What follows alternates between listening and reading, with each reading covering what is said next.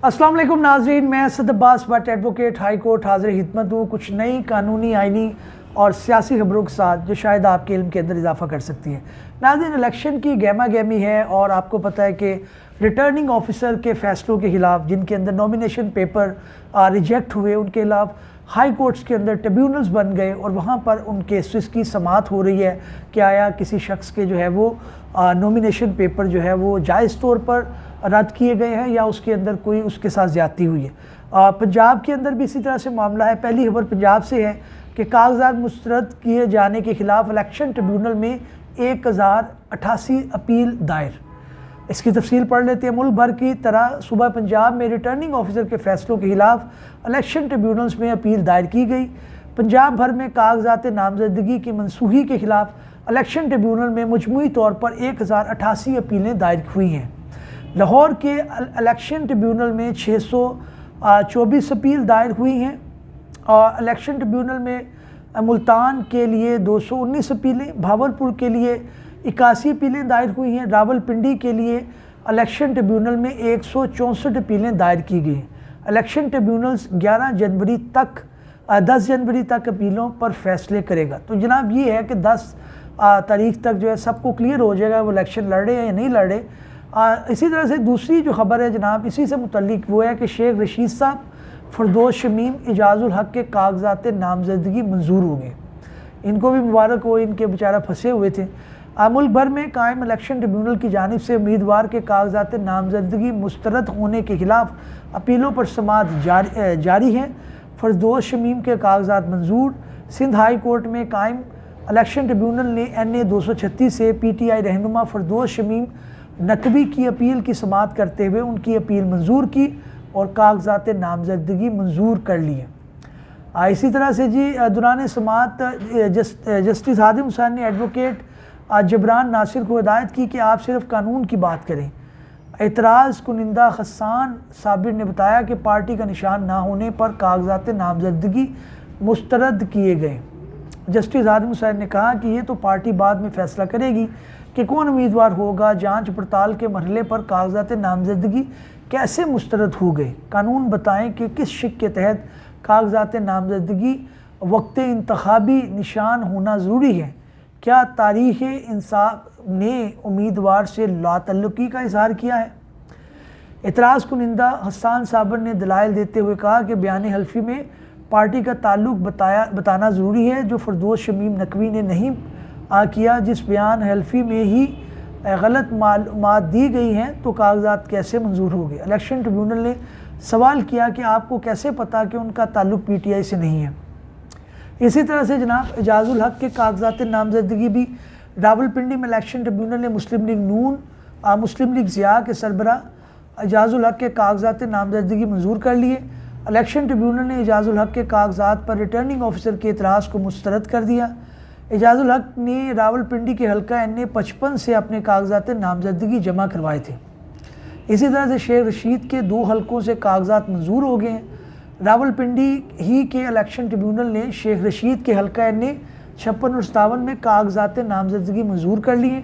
कागजात मुस्तरद किए जाने के खिलाफ शेख रशीद ने इलेक्शन ट्रिब्यूनल में अपील दायर की थी, उनके भी हो गए हैं। फवाद चौधरी की अपील पर नोटिस जारी हो गए हैं जनाब। इसी तरह से आज़ाद उम्मीदवार मज़हर जुनेजो की अपील मुस्तरद हो गई है। उसके अंदर क्या था कि जी PS 86 से आज़ाद उम्मीदवार मज़हर जुनेजो ने रिटर्निंग ऑफिसर के फैसले के खिलाफ अपील दायर की थी। अपील की गई थी कि रिटर्निंग ऑफिसर ने तजवीज़ कुनिंदा का ताल्लुक हल्के से ना होने पर मज़हर जुनेजो के कागजात मुस्तरद किए थे। इलेक्शन कमीशन के वकील ने दलाइल देते हुए कहा कि उम्मीदवार के पास 5 फॉर्म जमा करवाने के मौके थे जो इस्तेमाल नहीं किए। अच्छा जी, खारिज हुई जुल्फ़कार दस्ती के कागजात नामजदगी मंजूर हो गए। ये जनाब इनकी सूरत हाल है, अभी मामला जो है चल रहा है। अगली बात जो है जनाब वो ये है कि लाहौर हाई कोर्ट ने PTI के बल्ले के निशान वापस लेने के ख़िलाफ़ दरख्वास्त खारिज कर दी। पेशावर हाई कोर्ट के अंदर भी आपको पता है कि एक स्टे मिला था इनको, लेकिन उसके अंदर भी वो ख़त्म हो गया। उसकी तफसील इसकी पढ़ लेते हैं। लाहौर हाई कोर्ट ने PTI के बल्ले का निशान वापस लेने के खिलाफ दरख्वास्त खारिज कर दी। जस्टिस जवाद हसन ने PTI रहनुमा उमर ढल्लू की ढोलू की दरख्वास्त पर फैसला सुनाया।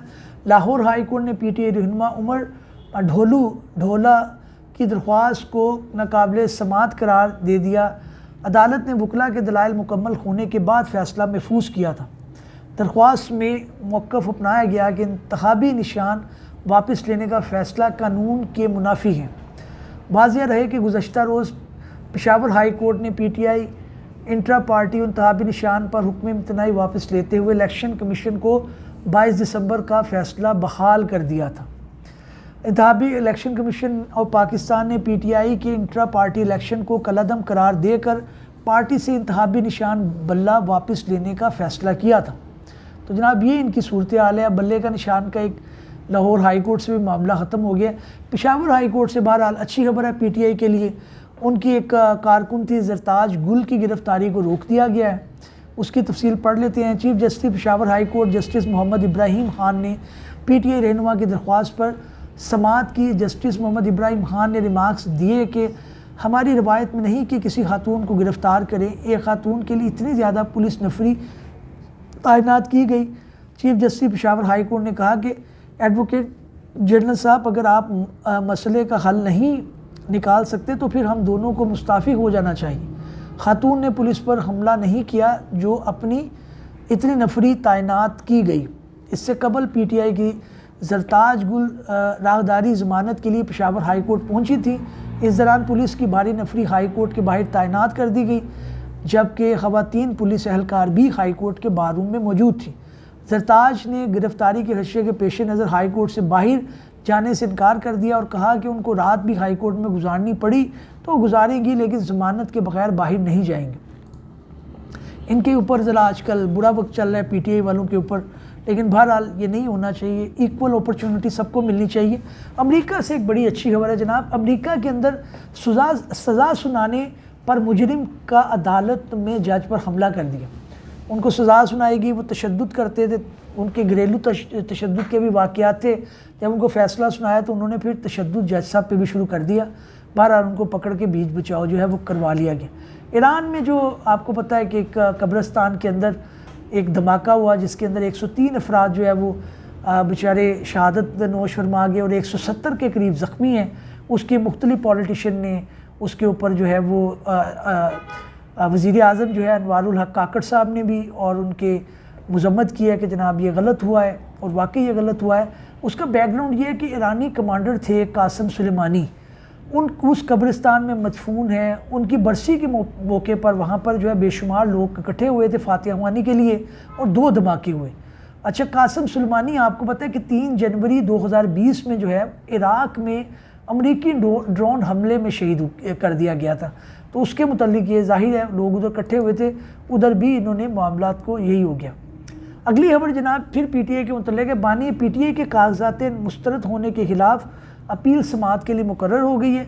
अब इसके ऊपर जो है वो ज़ाहिर मियाँ वाली से उनके जो थे 7 जनवरी को समात होगी। इलेक्शन ट्रिब्यूनल इनकी करेगा और फिर ये फ़ैसला होगा कि जनाब उनके कागजात ठीक तौर पर हुए हैं या नहीं हुए। अच्छा, ताक़ियात नाअहली केस है। आमिर ने सियासतदानों को नाअहल करने का कानून बनाया। इसके मुतल्लिक तफसील आई है, वो पढ़ लेते हैं। सियासतदानों ने 62(1)(f) के तहत नाअहली पर इलेक्शन एक्ट चलेगा या सुप्रीम कोर्ट का फ़ैसला, क्योंकि अब 2 ये चीज़ें चल रही हैं कि इलेक्शन एक्ट के अंदर 5 साल की है और सुप्रीम कोर्ट का एक फ़ैसला है उसके अंदर ताक़ियात हैं। तो ये देख लेते हैं। सुप्रीम कोर्ट और पाकिस्तान में आर्टिकल 62(1)(f) के तहत सियासतदानों की ताक़ियात नाअहली से मुतल्लिक केस की समात शुरू हो गई, जिसके दौरान दरख्वास्त गुजार के वकील ने अदालत पर सवाल उठा दिए। जस्टिस मंजूर अली शाह ने सवाल उठाया कि अजीब नहीं लगता कि क्रिमिनल दोबारा इलेक्शन लड़ सकता है, सिविल नोयत की गलती वाला नहीं। चीफ जस्टिस पाकिस्तान काजी फायज़ ईसा की सरबराही में 7 रुकनी लार्जर बेंच समात कर रहा है। बेंच में justice Manzoor Ali, justice Yahya Afridi, justice Aminuddin Khan, justice Jamal Mandokhel, justice Mohammad Mazhar और जस्टिस मुसर्रत हलाली शामिल हैं। अच्छा, दौरान समात अटॉर्नी जनरल मसूर अवान रोस्टम पर आ गए। अटॉर्नी जनरल ने अदालत को बताया कि मैं अपनी गुजारिशात 30 मिनट में मुकम्मल कर लूँगा। चीफ जस्टिस पाकिस्तान काजी फायज़ ईसा ने सवाल किया कि अज़ीज़ भंडारी कहाँ हैं। इस मौके पर अज़ीज़ भंडारी एडवोकेट रोस्टम पर आ गए। चीफ जस्टिस पाकिस्तान काजी फाइज़ ने कहा कि हमने 3 अदालती मावनीन मुकर्रर किए थे, जिनमें रीमा उमर अज़ीज़ भंडारी और फैसल सदीकी शामिल हैं।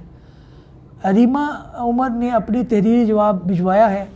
दरख्वास्त गुजार के वकील ने अदालत पर सवालात उठा दिए। इस मौके पर दरख्वास्त गुजार फ़याज़ अहमद गोरी और सजादुल हसन ने वकील खुर्रम रज़ा ने दलाइल दिए। गुज़श्ता समात पर वकील खुर्रम रज़ा ने ताक़ियात अहली के हक़ में अपनी राय दी, जिस पर उन्होंने अदालती दायरा इख्तियार पर सवाल उठा दिया। वकील खुर्रम ने अपने दलाइल में सवाल उठाया कि सुप्रीम कोर्ट ये केस किस दायरा इख्तियार पर सुन रही है। क्या आर्टिकल 187 के तहत अपील एक साथ समात के लिए मुकर्रर की गई। चीफ जस्टिस ने वकील खुर्रम रज़ा को हिदायत की कि आप अपनी दरख्वास्त तक महदूद रहें। वकील रज़ा ने सवाल किया कि अदालत मुकदमे की कार्रवाई 184(3) में चला रही है या 187 के तहत। आर्टिकल 62 में कोर्ट ऑफ लॉ की तारीफ़ नहीं बताएगी। इस मौके पर अदालती मावनीन के जवाब की नकूल फ़रीक़ैन को फ़राहम कर दी गई। चीफ जस्टिस पाकिस्तान फाइज़ ने कहा कि आइन अदालत और सिविल कोर्ट में फ़र्क को नज़रअंदाज नहीं कर सकती। सुप्रीम कोर्ट और हाई कोर्ट आइनी अदालतें हैं जहां आइनी दरख्वास्तें दायर होती हैं। इलेक्शन कमीशन कानून के तहत इख्तियारात इस्तेमाल करता है। अगर इलेक्शन कमीशन ताक़ियात नाहल कर सकता है तो इख्तियारात सुप्रीम कोर्ट के पास भी होगा। बहरहाल ये अब समात अब चलती रहेगी, इसके अंदर मामला तभी आएंगे, काफ़ी जो है वो चीज़ें इसके अंदर देखने वाली हैं और उसके बाद जो है वो मामलात आगे चलेंगी। अगली खबर जनाब ये है कि इलेक्शन के मामलात की गहमा गहमी है।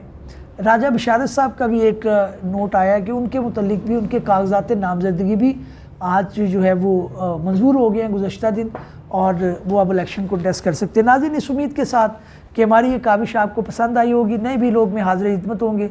तब तक के लिए इजाज़त दीजिए। अल्लाह।